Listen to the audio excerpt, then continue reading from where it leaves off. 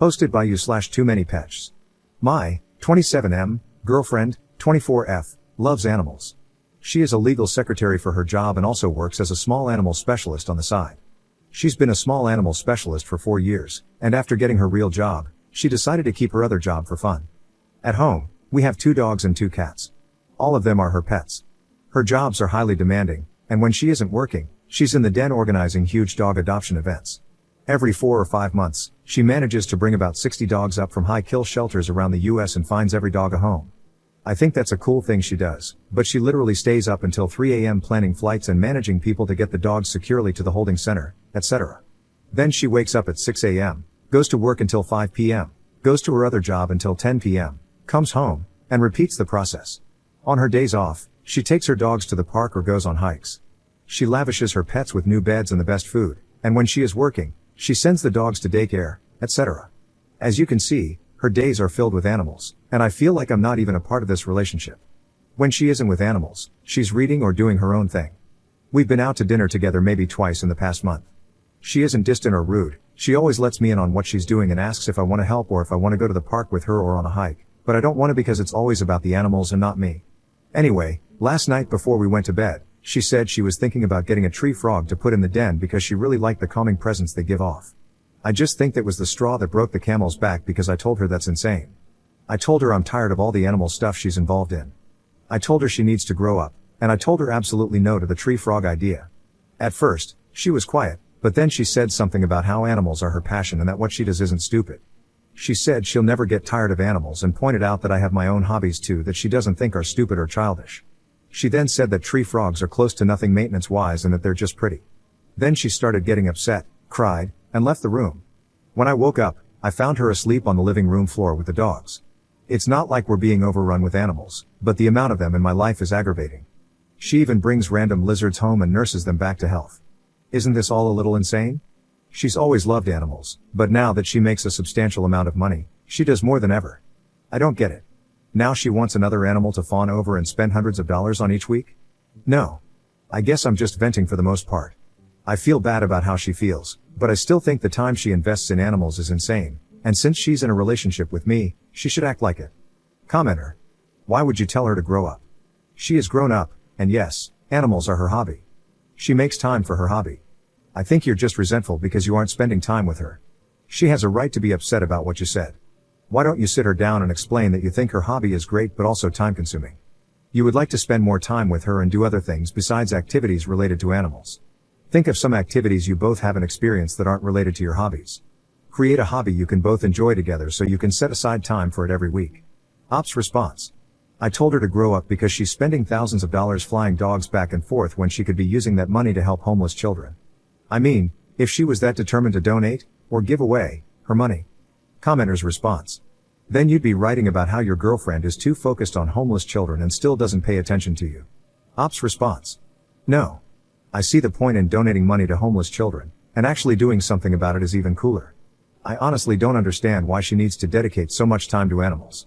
Update 1 day later. After reading comment after comment about how I didn't support my girlfriend or care about her passions, I started to see where I was wrong. I do care about her passions. Personally, I am burnt out on animal care. I should have communicated that better instead of blowing up on her. I still, no matter how many protesting comments I get, will never understand why she donates so much money to just animals and not anything else. That was why I told her to grow up. That, and I think her passion for animals is childish, sort of in the way that kids love fairies or mermaids. I feel like it's a phase she never grew out of. I love dogs too, but her deep love of animals is something I overlooked because she always had good jobs, and she is very pretty. I think a lot of people were misguided in calling me a douchebag simply because I miss spending time with my girlfriend. No, I am not jealous of lizards. I think it's absurd to come home and find her bandaging up some lizard's foot, or open up my fridge to find a tub of mealworms for said lizard. I've always loved how dedicated she was to things. Whatever she's doing, she's giving 100%. I just wish she directed that passion to things that really matter. Helping animals is nice and all, but it's not really changing the world. However, I am still deeply in love with a beautiful, sensitive, loving girl I met 5 years ago, and all the comments made it clear that I was being rude to her. So I wrote her an apology letter and went to the nearest pet store to get her a tree frog. I got the tank, lamp, and even crickets. I set up the whole tank in the den where she wanted it and named the tree frog Jinx. I thought my apology and buying the tree frog would help her see that I care and that her passions are cool. Anyway, I waited for Jessica to get home, and finally, when she did, I told her to go look in the den. She still seemed upset and said, "Thank you for the tree frog. I actually bought one before I got off work and had a friend set up the tank for me. It's in my car, I'm gonna go get it. Thank you." She brought the tank in and asked if we could talk for a little bit in our room because she had some things on her mind. She said she didn't want to jump to conclusions, but our relationship wasn't heading in the direction she wanted, and maybe I should find someone more suited to what I like, maybe a quieter, less busy life. I explained to her that I love her deeply, I just want her to tone down her animal life.